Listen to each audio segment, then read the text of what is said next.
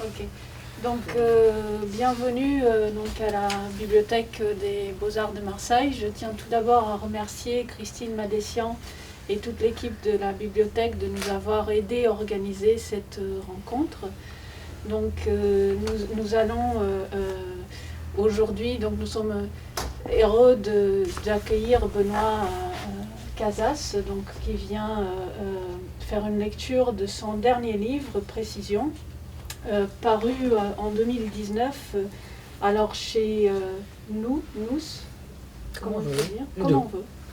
Donc les deux, chez Nous, et dont par ailleurs il est le fondateur.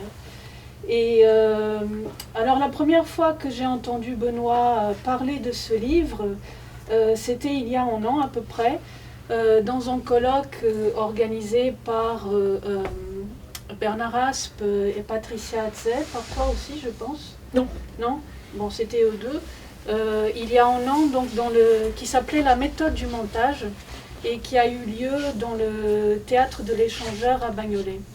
Et à ce moment-là, quand je l'ai entendu parler de ce livre, je me suis tout de suite dit, il faut absolument que je l'invite aux Beaux-Arts. Et pourquoi ? Parce que nous avons quand même un certain nombre d'étudiants en 5e année qui s'essayent aussi à une écriture-montage dans le cadre de l'exercice du mémoire de 5e année. Et donc qui essayent aussi, pour reprendre un peu donc, l'expression de Rancière, de parler à travers la parole des autres, à travers les références qui les ont accompagnés tout au long de leurs études, et en même temps de faire parler ces autres autrement. Et voilà, d'où l'idée de cette rencontre aussi autour de l'écriture-montage. Donc aujourd'hui nous sommes en petit comité à cause des circonstances du contexte actuel. Mais en tout cas, celles et ceux qui sont présents aujourd'hui dans la salle sont aussi en train de travailler le montage. Donc dans le cadre d'un workshop avec la cinéaste Florence Peson, qui est ici présente dans la salle. Et donc il nous a semblé intéressant, voilà, aussi de déplacer le regard du cinéma à la littérature et penser aussi aujourd'hui le montage aussi avec la poésie. Voilà, Benoît, merci beaucoup d'avoir accepté notre invitation et nous t'écoutons avec plaisir. Merci Vanessa de cette invitation, merci à l'école. Je vais vous lire un petit peu des échantillons au fil du livre. C'est un livre composé de 366 poèmes. Chaque poème est composé de notes qui sont elles-mêmes numérotées du début à la fin. Il y en a 2458. Voilà, je vous dis rien de la façon dont c'est fait. Ou plutôt, je vous lirai à la fin une petite page concernant la méthode, et puis on pourra discuter, bien sûr, des questions de montage et autres. 100 Details. Le titre du poème est cette phrase même. L'auteur prend à tout moment la parole. C'est lui qui incarne le pouvoir de commencer par des formules. Un début dans la vie, vive, lumineuse, effervescente, portée à l'incandescence. La convergence est parfois surprenante. Voilà ce que je cherche, l'idée qui vient de naître ici. Le premier mot sert à préparer le dernier. Un tableau change à chaque coup de pinceau. Les poèmes paraissent avoir sur eux un effet presque hypnotique, pour ceux qui cherchent dans un poème autre chose que la musique. Les lignes que voici m'importent à l'extrême. Il s'agit d'éprouver le pouvoir des mots, l'immense désordre des choses, les semer sur le papier. The citation process. Ces propositions semblent toutes s'inscrire dans un programme d'effacement plus grand encore. Ils se sentent irrésistiblement attirés par les déchets qui proviennent de la construction. Les enfants créent ainsi eux-mêmes leur monde de choses, petit monde dans le grand. Ces morceaux choisis respectent exactement le découpage. Le temps de l'intervalle, moins 2 coupures. Naissance du fantôme. Les promesses du zéro. Dans les principes poétiques des frères Bourliouc de 1914, on peut lire considérable aussi est l'importance de la disposition de ce qui est écrit dans le champ du papier. Notre tâche est fondamentalement d'enregistrement, en espérant que le montage, en dépit des abrègements inévitables et des survols trop rapides, sera rigoureusement fidèle. Un texte hybride, qui n'obéit pas à strictement parler au genre de la biographie et qui n'est pas achevé. Le nom de Diderot vient également à l'esprit, un des rares en France du moins, à avoir usé de la digression dans ses romans. Quant à la critique, il la définit comme la mortification des œuvres. Spartacus, révolution d'octobre, éblouissement tenace. Le tranchant de la science, quoi qu'on en fît ensuite, était bien plus propice à une pensée radicale de la politique que le pathos de l'existentialisme.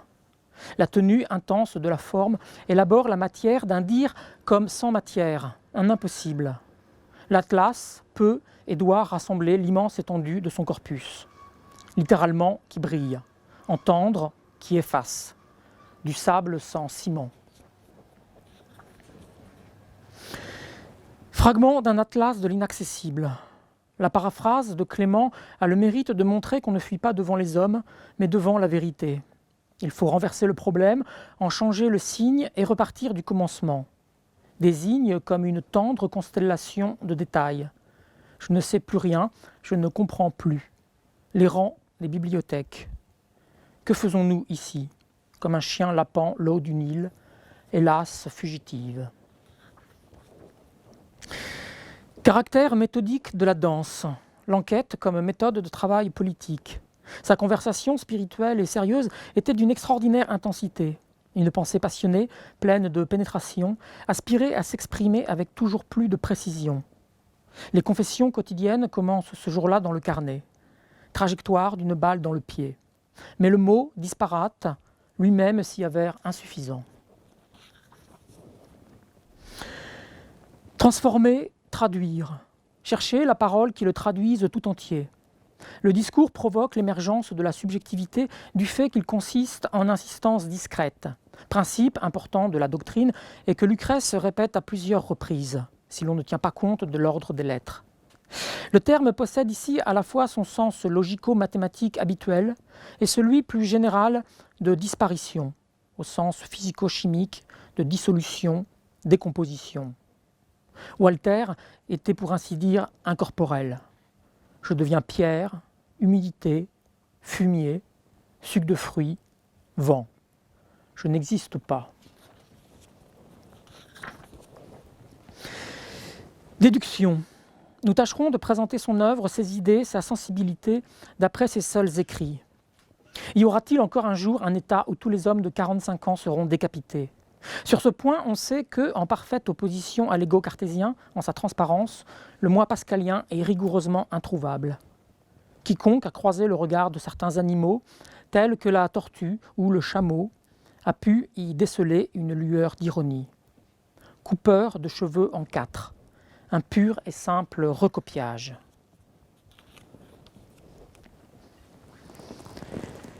Supposition, ce qui reste de Mallarmé. J'étais une parole qui tentait d'avancer à la vitesse de la pensée. Un jeu sonore met en évidence que la pensée est accord avec ce qui est commun à tous. Symptoma, en grec, c'est la rencontre fortuite, la coïncidence, l'événement qui survient pour troubler l'ordre des choses. Elle n'est accessible que par l'union de la poésie et de la philosophie, ce qui n'est d'aucun secours pour l'homme malheureux. Préciser, beaucoup, mais pas tout, idée que l'écrit revendique, formant le matériel moderne à défaut de créer. Tendresse, comme les 5 lettres de ton nom. On peut noter en passant que la spirale des viscères aussi s'enroule vers la gauche. Auteur non seulement de Laude Scriptorum Manualium, mais aussi de nombreux autres travaux historiques et alchimiques, toujours obscurs, souvent incompréhensibles. Selon la mythologie, c'est en observant le vol des grues que le héros Palamède avait trouvé la lettre Y. 4 ans avant sa mort, il se bat en duel avec son traducteur. Il répondit « Je lui souhaite seulement de satisfaire sa jeune femme ». Le cheval apparaît aux chants 4 et 11. L'idée du bricolage intellectuel. Après un mauvais rêve, inquiétude, agitation et angoisse le poursuivent parfois toute la journée. Pays étrange où, selon Hérodote, les femmes urinaient debout et les hommes accroupis. Des monastères, des vigiles, des rêves, des heures, des orgues, des complaintes, des cloches, des images. Dans les zones torrides qui avoisinent le soleil, les oiseaux eux-mêmes ne chantent pas. Le destin des nœuds est bien triste. Une fois défait, il ne reste plus rien d'eux. Ici commence. Nous avons pris le parti de faire commencer le poème par le premier vers, relation qui existe entre le mot d'esprit et l'énigme. Thomas More écrit que la guerre est une réalité littéralement bestiale. Tout ce à quoi je tendais, c'était d'affronter les bornes du langage. Elle a développé l'idée de porter un coup avec les mots, l'étreinte du savoir, me faire fontaine. Materia prima. L'amour collabore directement à l'accomplissement des formes. Elle décrit une faculté de vouloir élastique, le déploiement unique d'un état changeant. Mais ceci fait rire mes amis, puisque la nourriture suit un seul chemin, de son entrée par la bouche jusqu'à sa sortie par le rectum. Il n'y a aucun mal à dire 2 fois une bonne chose. La pensée, c'est une affaire des dents. Il s'agit qu'elle se produise, qu'elle jette des feux, il s'agit qu'elle existe.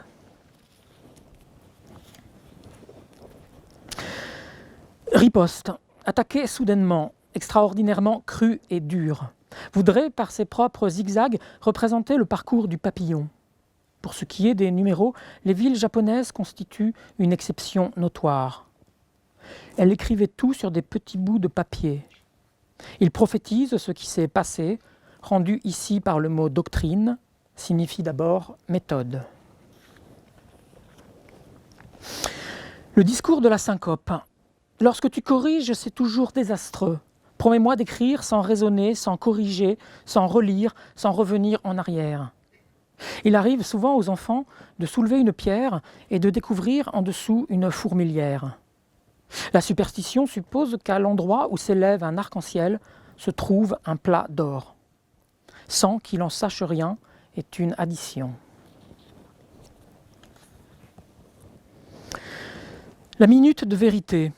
Dans la mystique de la ferme, Jeanne Beugnier-Sauvant dit sans plus d'explication « Invinciblement, l'on pense à l'électricité quand on voit le spectacle de l'accouplement. Je bois à la fontaine du lyrisme, ne serait-ce que dans la pratique des images dites infamantes. Néant dans la poésie, néant dans l'étude, néant dans le savoir, aucun lieu nulle part. » Note générale, en miniature en français. Cette reprise s'accompagne de coupes nombreuses, de quelques ajouts, d'un important travail de réécriture, d'un montage très différent. Je vous expliquerai de vive voix. La querelle de l'athéisme. Aucun homme n'est une île, tout homme est un fragment. C'est dans l'essai sur Goethe que les citations ont commencé à occuper le centre de son travail, non comme une marque d'érudition, ni même dans le souci de confirmer une position ou une opinion. Les citations, loin de leur statut académique de renvoi en bas de page, vont devenir la chair même du texte. Certaines d'entre elles mettent la réflexion du lecteur, sans parler de l'auteur, à rude épreuve. Présentation d'un chœur de voix dans chacune de ces pages, confusion des langages.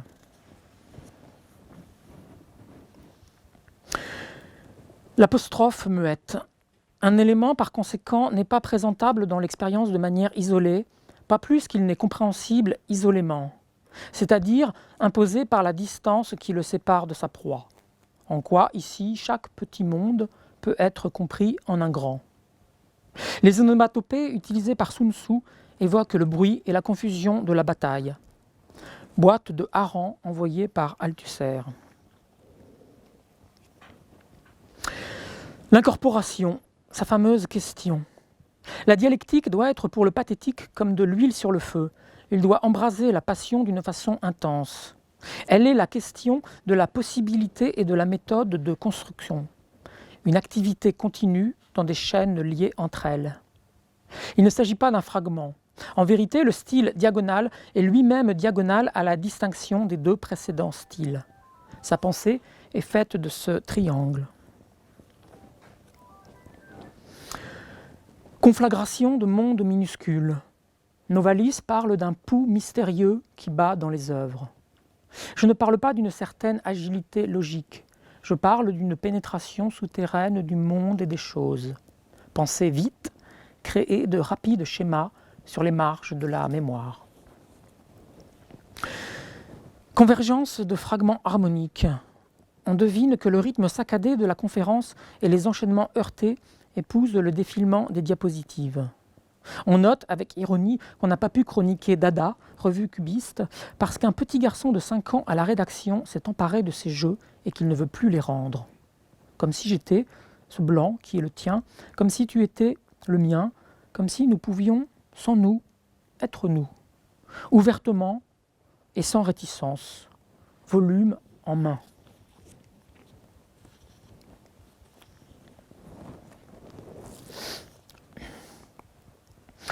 Vogliamo tutto, que l'individualité qui s'y manifeste soit répartie entre plusieurs personnages et se réfracte en différents rayons. Elle n'est rien sans sa toile d'araignée.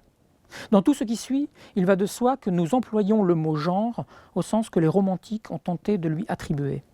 On parle de la concision de Tacite ou de Jules Renard, et le tout incontestablement. Néant, éclat dans le vide, chaos logique.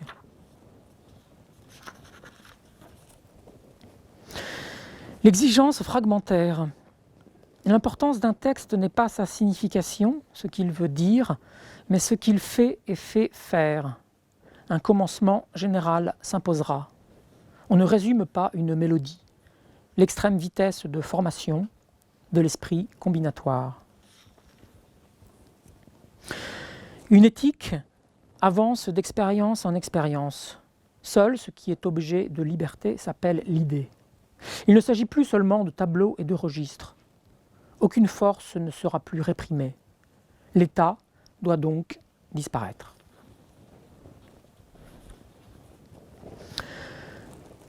Preuve.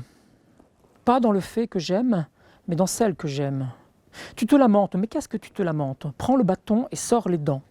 Et afin qu'il puisse consommer davantage, on invente des excitants. Cette histoire doit finir et les patrons doivent mourir. Virgile définit les comètes volentia sidera, très machiavélien, voir avec les mains. L'inquiétude se lit entre les lignes. Tu te souviens, perdu dans le labyrinthe, on n'est pas maître de ses pensées, ni de les avoir, ni de les abolir.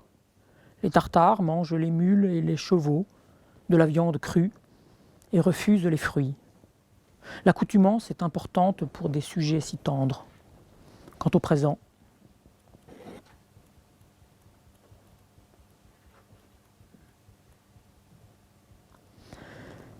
de Bach.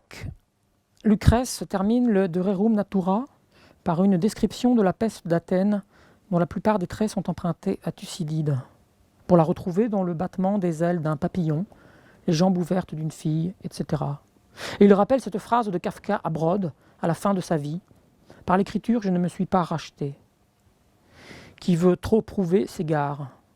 Y ajoutant, à propos de notre bibliographie, « Si vous avez lu tout ça, je vous plains. » Tract. Les lois du chaos. Montaigne, dans ses essais, livre 1, chapitre 21, rapporte que quelques Indiens qui étaient venus en France et à qui on avait demandé ce qu'ils pensaient du pays, avaient répondu qu'ils s'étonnaient de voir si peu de riches parvenir à assujettir autant de pauvres et pourquoi ces derniers ne leur tranchaient pas la gorge. Et ceux qui n'occupent aucune place. L'éloquence en haillons. L'alternance de toutes les parties, la loi de succession. C'est ce qui s'appelle choisir son camp.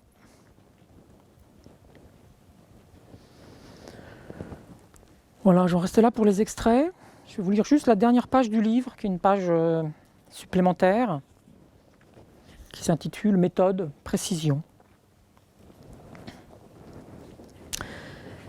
Lire. Lire des notes en bas de page. Lire les notes en bas de page de centaines de livres. Lire exclusivement les notes en bas de page de ces livres. Et lire un crayon à la main. Prélever. Prélever et transcrire des éléments langagiers tirés de ces notes. Prélever et transcrire en suivant l'ordre des pages de ces livres. Monter. Associer, déplacer, découper, écarter. Former des pages, réduire. Attendre. Laisser macérer. Oublier.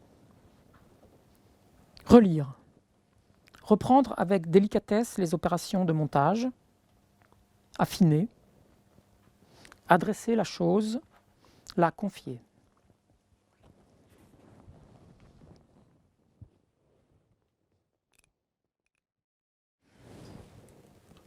Vous l'avez compris, donc ce livre, il y a pas mal de livres qui utilisent le montage comme outil, mais là c'est un livre qui est fait que de montage, donc d'éléments langagiers, comme disait Benoît, qui sont prélevés dans les notes de bas de page de nombreux livres.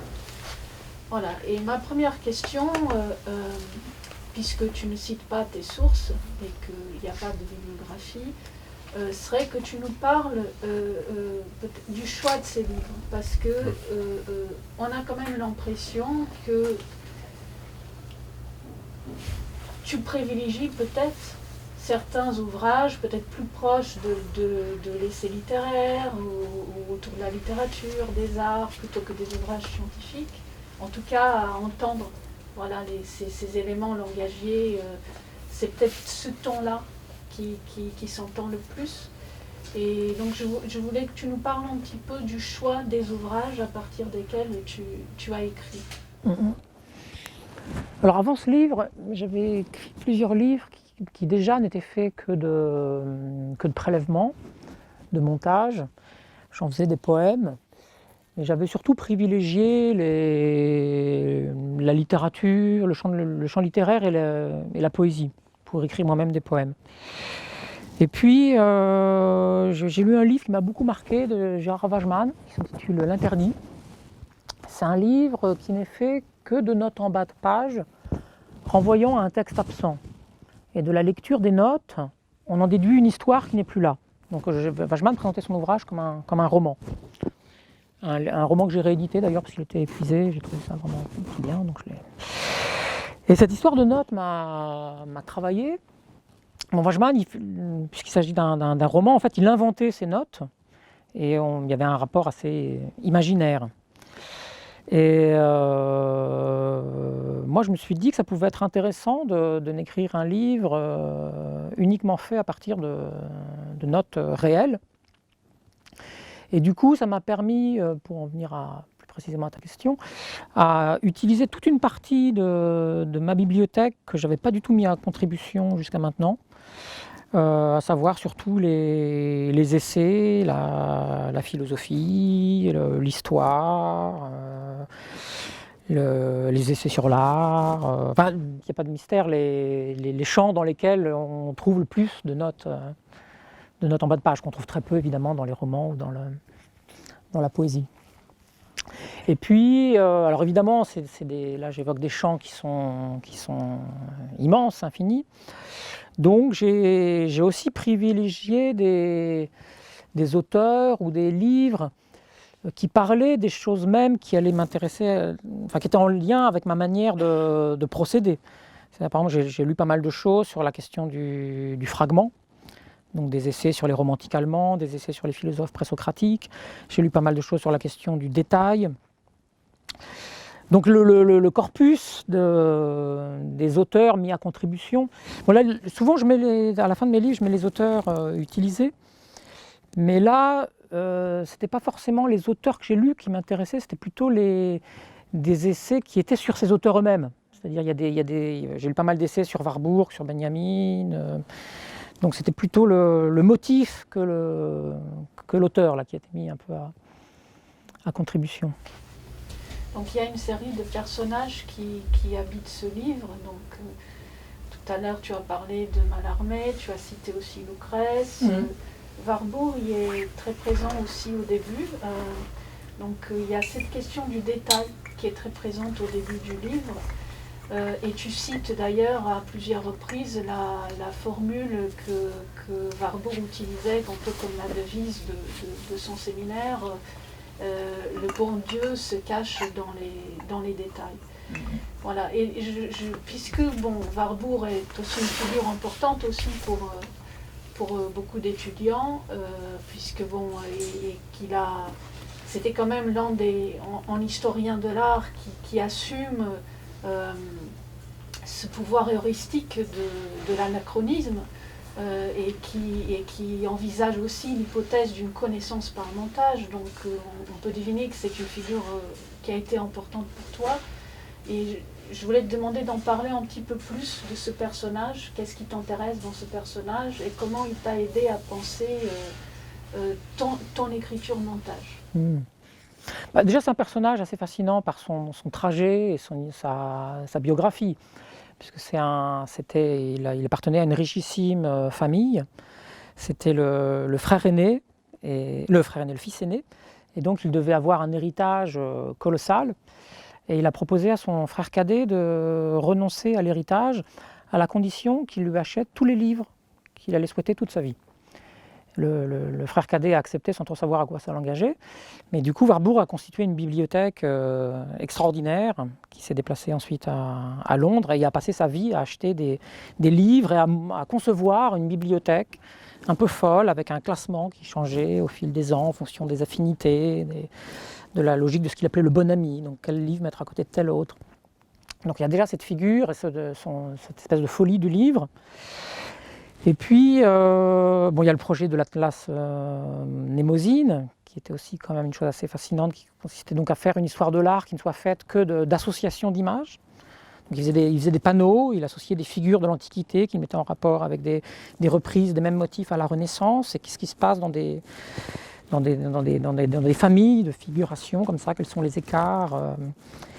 Et moi, concrètement, par rapport à l'écriture de ce livre, il a théorisé une notion qui m'intéresse beaucoup et que j'ai vraiment tenté d'expérimenter. C'est ce qu'il appelait l'iconologie des intervalles. Alors, dans mon cas, moi, c'est pas forcément l'iconologie, là, c'est plutôt, mais c'est la question de l'intervalle entre les phrases. C'est qu'est-ce qui se passe en prenant, c'est bien sûr une question de montage, qu'est-ce qui se passe en prenant une phrase et en l'associant à une deuxième, et comment la deuxième phrase est modifiée par ce qu'on vient de lire, par les frottements.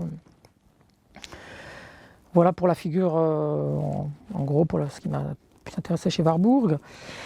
Il y a quelques figures comme ça centrales, en effet, dans le livre. Il y a un peu une tension entre, tu as cité Lucrèce, une tension entre Mallarmé et Lucrèce. C'est-à-dire que l'idée du livre, l'horizon du livre presque inatteignable, puisque chez Mallarmé c'était une espèce d'absolu, enfin quand même l'horizon du livre à écrire, à faire. Et puis Lucrèce c'est l'atomistique, donc c'était vraiment comment des milliers de tout petits éléments participent à l'élaboration d'une chose, quoi. Cette tension entre les deux m'intéressait beaucoup. Et il y a aussi cette question de la vitesse. Tout à l'heure tu as cité cette idée d'une parole qui avance à la vitesse de la pensée. Et il y a aussi cette question de la vitesse qui est importante dans le livre. Oui. Déjà, le fait de ne pas se soucier des transitions, de proposer une phrase, puis une deuxième, puis une troisième, ça crée des courts-circuits. Donc c'est comme une accélération de la pensée, parce qu'on n'a pas... En fait, souvent, je crée des rapports de choses qui n'en avaient pas, mais le rapport, il est quand même... il est juste esquissé, il n'est pas explicité. Il n'y a rien d'argumentatif. Donc, ces espèces de court-circuits entre les phrases, comme ça, je pense créer de l'accélération et mettre la pensée en mouvement. Et puis la vitesse, c'est une chose qui m'importe aussi beaucoup. Moi, j'ai une grande admiration, par exemple, pour un poète anglais qui s'appelle Gerard Manley Hopkins. Et c'est une poésie d'une très grande vitesse, qu'on expérimente, enfin qu'il a expérimenté à travers l'invention d'un rythme qu'il a appelé le Sprung Rhythm. Et son rythme, en fait, il a inventé une nouvelle méthode métrique qui consistait dans un vers à ne compter que les syllabes accentuées. Donc en plus, comme l'anglais est une langue à dominante monosyllabique, ça fait des espèces de déflagration de sons et ça produit une très grande vitesse de lecture. Donc c'est un motif qui m'intéresse beaucoup, en effet. Et j'avais pensé aussi à cette histoire d'accent, finalement cette idée de ne garder que les syllabes accentuées. Ça m'avait beaucoup marqué quand Godard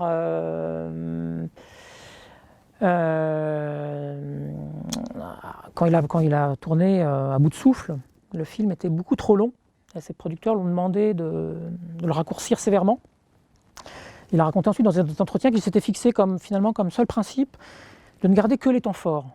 Voilà. Et là aussi, dans une sorte d'absence de soucis, des transitions, produire une suite de temps forts. Ce qui produit aussi un effet de vitesse assez extraordinaire dans le film. Mais quand on parle de montage, donc il y a souvent cette idée du court-circuit ou de la collision qui vient tout de suite. Mais dans ton livre, il y a aussi autre chose qui est assez subtile et que je trouve intéressante à explorer, c'est que tu associes aussi le montage à des insistances délicates. Tu l'as lu là, tout à l'heure, cette phrase. Et l'une des particularités aussi de ton écriture montage, c'est comme tu dis, qu'elle trace aussi une sorte de diagonale biographique, autobiographique, et que cette subjectivité-là, elle émerge justement de ces insistances délicates. C'est-à-dire que quand on lit le livre, bon, il y a des mots, des tailles, par exemple, des personnages, Harbour ou d'autres, sur lesquels tu insistes, donc il y a ces répétitions, et finalement ce sont elles qui donnent comme ça des points de repère au début pour parcourir un peu le labyrinthe qu'est le livre. Et c'est finalement à travers ces insistances-là délicates dont tu parles, qu'effectivement on arrive à toucher quelque chose de l'ordre d'une subjectivité. Voilà. Est-ce que tu peux, parce que je trouve que ça c'est intéressant aussi pour les étudiants, est-ce que tu peux me parler un petit peu plus de ces insistances? Oui, ça c'est un point qui m'intéresse beaucoup parce que souvent quand on songe au montage en écriture, on a plutôt en tête des productions qui seraient du côté d'une recherche d'objectivité, de mise à distance du sujet, ou quelque chose qui serait de l'ordre du documentaire, et moi ce qui m'intéressait là-dedans, s'immerger dans une littérature de notes en bas de page, c'est beaucoup du côté du savoir, du scientifique, et moi ça m'amusait beaucoup d'essayer de repérer des moments. Il y a des choses un peu folles, mais il y a aussi des choses qui sont plus du côté de l'anecdote biographique ou d'éléments sensibles, et de tisser ça pour qu'il y ait aussi en effet une sorte de subjectivation seconde. C'est-à-dire que on est parfois dans des oppositions entre poésie lyrique, qui serait l'expression d'un jeu, et poésie froide ou blanche ou objective, où le jeu serait mis à distance. Moi, c'est une opposition qui ne m'intéresse pas beaucoup. Ce qui m'intéresse plus, c'est à partir d'un travail de l'impersonnalité, de faire ressurgir finalement une subjectivité, mais par cette traversée des éléments impersonnels, quoi. Et il y a aussi dans le choix des phrases, il y a aussi beaucoup de phrases qui disent ce que tu es en train de faire. Donc j'ai noté quelques-unes, juste pour voir de quoi je parle. 143, note 143, la question est bien de trouver une pensée authentique de l'articulation et de la jointure, tenant simultanément les opposés. 235, notre tâche est fondamentalement d'enregistrement, en espérant que le montage, en dépit des abrègements inévitables et des survols trop rapides, sera rigoureusement fidèle. 236, tu l'as lu, en texte hybride qui n'obéit pas à strictement parler au genre de la biographie et qui n'est pas achevé. Alors après c'est curieux parce que tu dis que pour Diderot, la critique est la mortification des œuvres. Et on a l'impression que c'est comme si tu essayais de greffer aussi ce moment de la critique au sein du poème lui-même. C'est-à-dire que c'est comme si le fait de rendre explicite les décisions, les choix, c'est comme si la critique, c'était plus vraiment le temps qui vient après, mais quelque chose qui se constitue au fur et à mesure que le poème prend forme. Et donc on se retrouve avec des poèmes qui se disent eux-mêmes, qui disent eux-mêmes sa fabrication, la manière dont ils ont été faits. Et j'aimerais que tu parles un petit peu de ça, parce que tu le résumes en disant, c'est le travail lui-même qui prend la parole.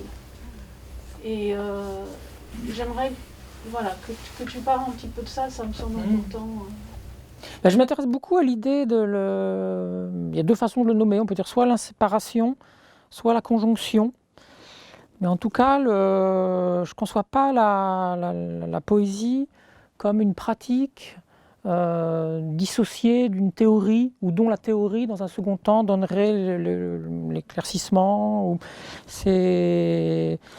Moi, je suis plutôt partisan d'une poétique en poème. Alors bien sûr, les poèmes ne se réduisent pas à cette poétique,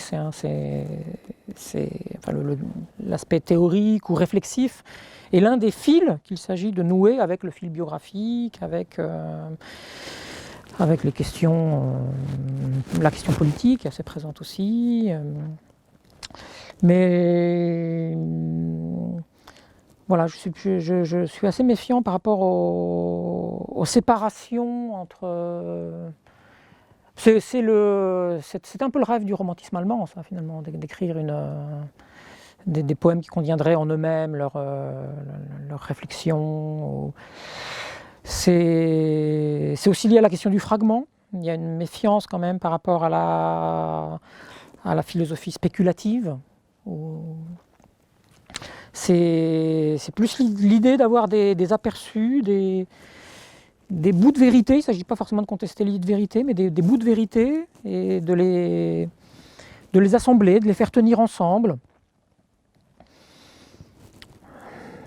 Comme de construire un objet à facettes. Et est-ce que c'est lié aussi un peu à l'idée qu'on retrouve aujourd'hui, aussi bien dans le champ de l'art contemporain que dans les sciences humaines et sociales, d'exposer aussi sa méthode, ses gestes de travail, un peu comme si le livre lui-même devenait le lieu d'exposition de son propre dispositif d'écriture. Est-ce que tu serais d'accord avec cette idée ? Oui, je suis d'accord avec cette idée, particulièrement dans ce livre, puisque c'est un livre dont la matière est théorique, donc la théorie du livre lui-même, du coup, devient un élément particulièrement important. C'est moins vrai dans d'autres livres, mais enfin, en tout cas, la méthode est toujours une chose centrale pour moi, et la question du préparatoire. C'est-à-dire que pour moi, pour qu'un livre s'écrive bien, avant d'écrire un livre, ça peut paraître abstrait, mais je travaille pendant des semaines avant d'écrire une ligne sur comment ce livre doit être conçu. J'appelle ça le SMIC. C'est-à-dire qu'avant d'écrire, je réfléchis au SMIC, c'est-à-dire structure, méthode, idée, corpus. Donc voilà, à la fois la page, l'articulation, les éléments que je vais utiliser. Et quand le SMIC est bien en place, je peux mettre... Alors en même temps, rien n'existe tant que la première ligne n'est pas écrite. Hein. C'est l'écriture vraiment qui va donner la tonalité. J'ai une très vague idée des choses, même en ayant un SMIC très ferme. Mais voilà, en tout cas, un livre bien préparé est un livre qui s'écrit avec une certaine aisance. Une fois que je commence à écrire, en fait, j'écris assez vite.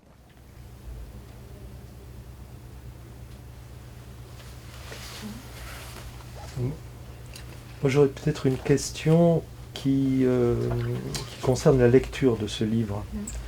C'est-à-dire, parce que peut-être que la lecture a été faite là, j'ai perçu, il me semble, une certaine progression. Enfin, en tout cas, les dernières phrases marquer comme ça la fin d'un cheminement, d'une progression. Enfin, je l'ai reçu comme ça. Et je me disais, est-ce que, pour autant, est-ce que c'est un livre qu'on peut attraper par tous les bouts, quoi. La question du montage, elle est aussi celle du lecteur, qui va se faire son propre montage. Oui, alors je pense que c'est un livre qui peut se lire en effet de deux façons très différentes. Soit un peu comme une boîte de Lego, enfin je sais pas, ou quelque chose qu'on peut ouvrir à n'importe quel endroit et tomber sur un élément, sur une idée, mais c'est aussi un livre construit avec une progression et bon là ça évidemment on peut pas le voir, mais l'inscription dans la page est assez importante. Et à la fin, il y a une espèce de décantation, et c'est des poèmes beaucoup plus brefs. Et il y a quand même une espèce d'orientation. À la fin, il y a beaucoup moins de références d'auteurs ou de livres. Donc il y a un mouvement, mais c'est aussi plus qu'un livre standard, un livre qu'on peut prendre par n'importe quel... Enfin, en tout cas, il y a un principe d'égalité des énoncés.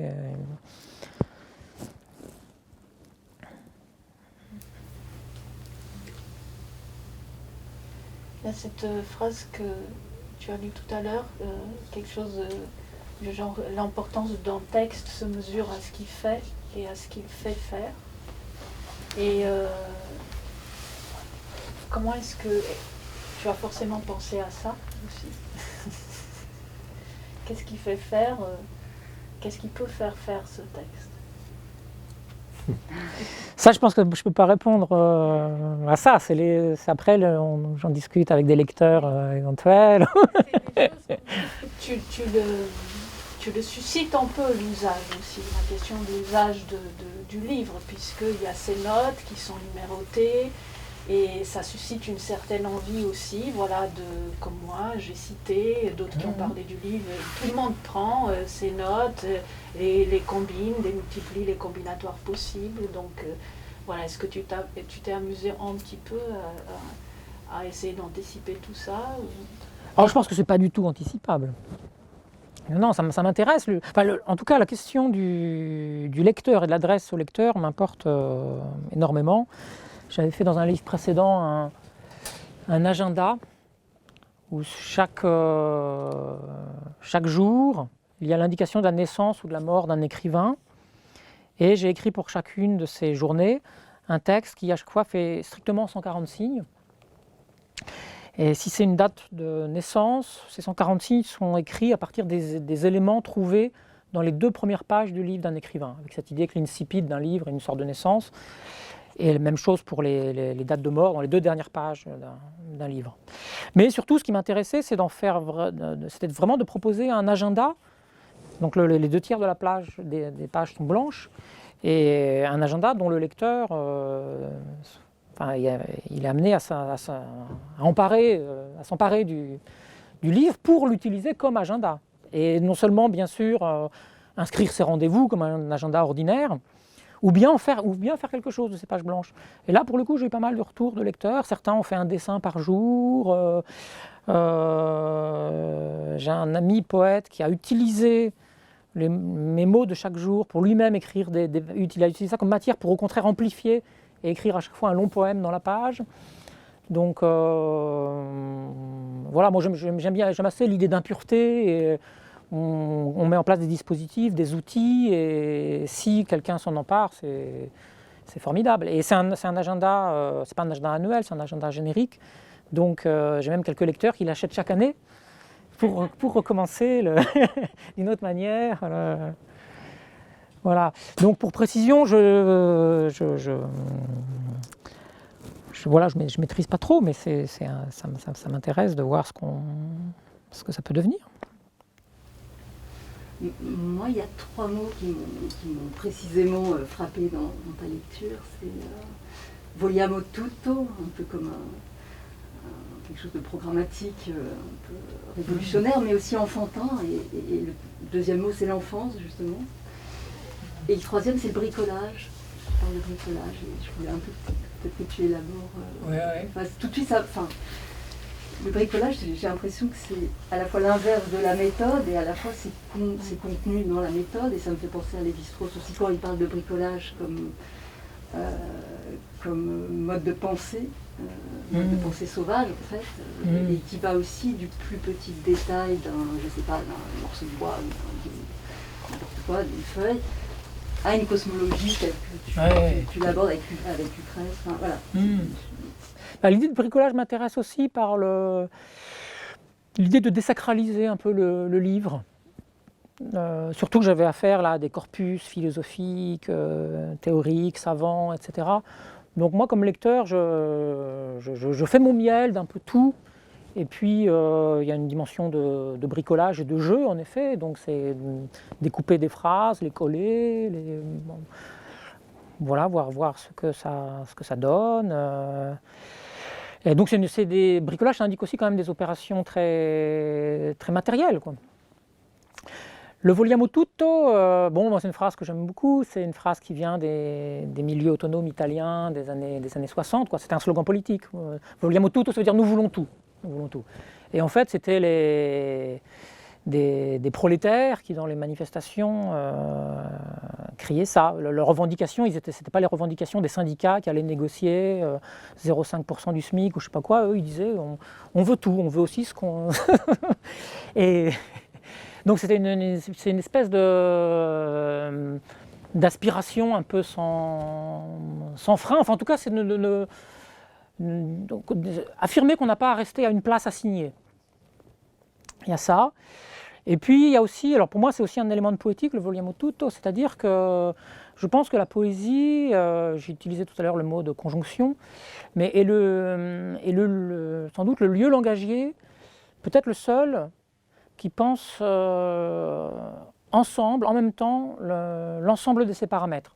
C'est-à-dire qu'un poème, c'est du visuel, c'est une inscription sur une page, contrairement au roman où toutes les pages sont identiques. La poésie, c'est aussi une affirmation, comme le théâtre pour le coup, de la voix, de l'adresse, de l'élément sonore, de l'adresse à un lecteur. C'est aussi un certain rapport à la mémoire. On sait que et c'est pas que scolaire, on sait que la poésie s'est transmise aussi par l'apprentissage, l'imprégnation mentale. Donc voilà, l'écriture du poème, ce serait prendre en compte tous les paramètres de ce qui fait langage. Et donc voilà, le poète, ce serait celui qui dit moi je veux tout à la fois, quoi. Je veux la page, je veux la voix, je veux la mémoire, je veux Et puis, et d'ailleurs, donc ton troisième mot, c'était l'enfance. Et je pense qu'il y a ce vogliamo tutto, il est lui-même un rapport à l'enfance. C'est-à-dire ne pas céder sur un désir, ne pas être dans le fait de se réfréner, mais voilà, on veut telle chose, on y va.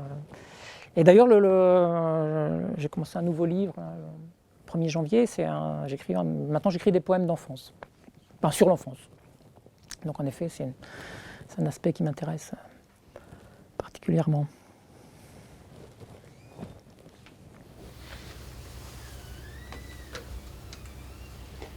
Et peut-être, l'humour, c'est quelque chose qui a beaucoup d'importance aussi dans l'écriture. Il a un rôle vraiment actif. Mais, l'humour, tu as dit ça ? Oui. Je ne sais pas si tu veux parler un peu de ça.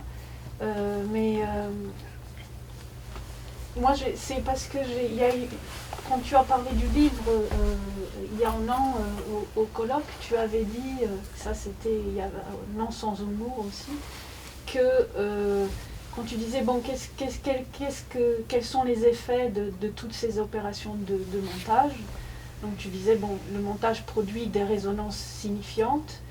Et il produit aussi des points d'intensité, des intensifications par accélération. Et donc, non sans humour, tu disais, on se retrouve avec les titres de Hartmut Rosa, résonance et accélération. Et que c'était important pour toi, tu pensais que c'était important aujourd'hui de penser conjointement ces deux choses-là, la résonance et l'accélération. Est-ce que tu veux dire un mot par rapport à ça, en quel sens cette question t'emporte et Oui, on a déjà évoqué la vitesse tout à l'heure. Moi, c'est une dimension qui est, enfin, vitesse ou accélération, c'est une dimension qui m'importe et qui souvent, je pense, est mal comprise parce qu'on a tendance à la rabattre sur le capitalisme et sur la façon dont le capitalisme se développe.